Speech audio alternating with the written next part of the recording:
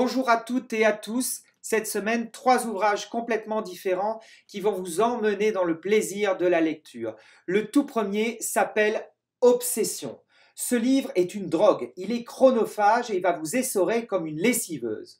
Rose a disparu lors d'une promenade en forêt. Elle était accompagnée ce jour-là d'Iris. Et depuis cette disparition, Iris vit l'enfer. C'est le complexe du survivant. Et lorsqu'un auteur à succès propose à Iris de raconter son histoire, eh bien, vont ressurgir tous les démons du passé.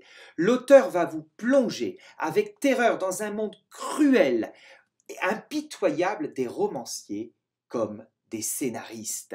Des flashbacks ponctuent cet ouvrage et ce récit glaçant. C'est une véritable introversion dans la nature humaine.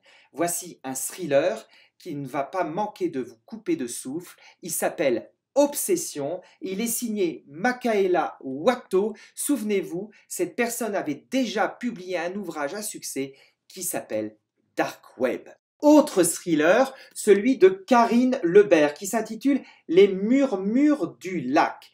Après un long séjour de 20 ans passé au Mexique, Isor revient au pays après avoir coupé les ponts avec son passé.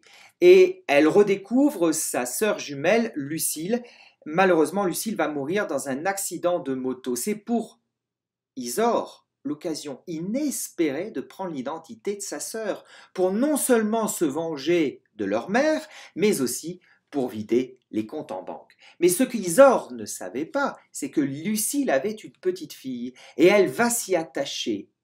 Alors, l'histoire trébuche, et une fois les comptes vidés, la tâche s'annonce plutôt difficile pour Isor. Parviendra-t-elle à berner tout le monde?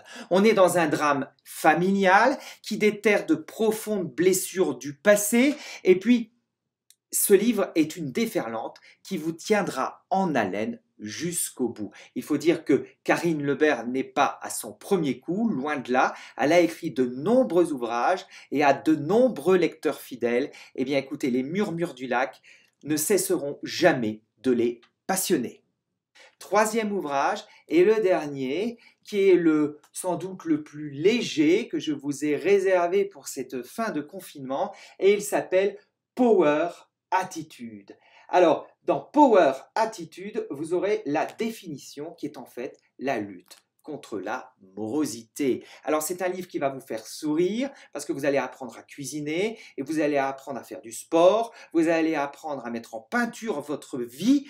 Tout ça grâce à l'optimisme, ce pouvoir absolument incroyable de persuasion et de se dire que chaque jour, la vie est belle et elle mérite d'être vécue. Alors, j'ai beaucoup appris, je me suis beaucoup amusé. Il est autant pour les messieurs que pour les dames.